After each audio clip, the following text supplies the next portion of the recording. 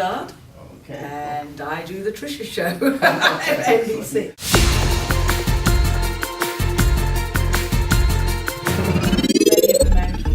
No. Yeah, you can take the guy out. Yeah. You think? Yeah. Oh, is it not to your liking? Sorry. That's all right. Don't worry. I slipped out of that, so Okay. yeah. Cool.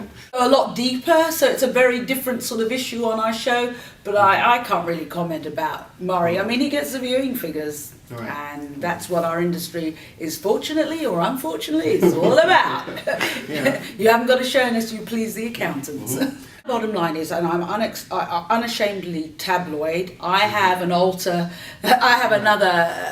ulterior motive in mental health and mental well-being, and if you watch my shows, that's at the bottom of it.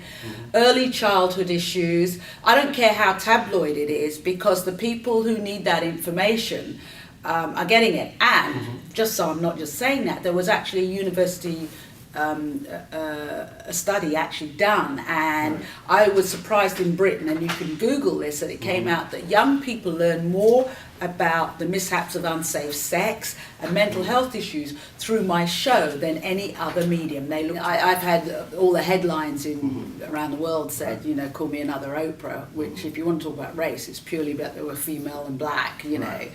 I kept joking that how come Katie Couric doesn't get called the next Oprah? Mother of two. I've been a single mum. Again, my mental health and all of those credentials.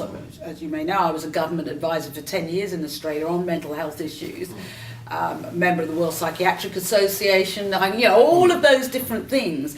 It's going to be difficult for me to come at any subject.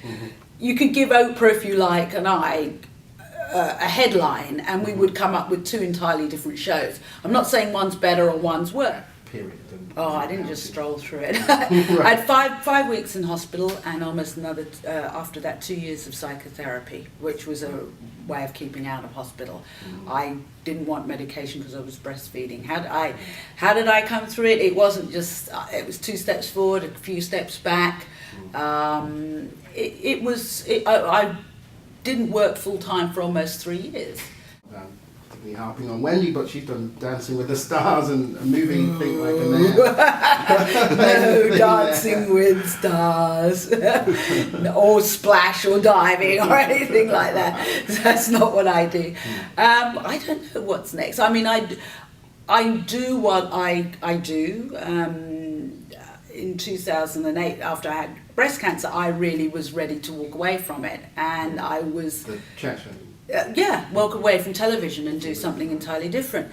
And you know, then I came back to it, as it were, with a new look on life. Anything like that gives you a new look on life. So you can never, I won't say, right, I'm going to do this next or I'm going to do that next. I kind of, as far as that goes, life is an adventure. I'm not going to plan the next phase because that would be jinxing it. Okay.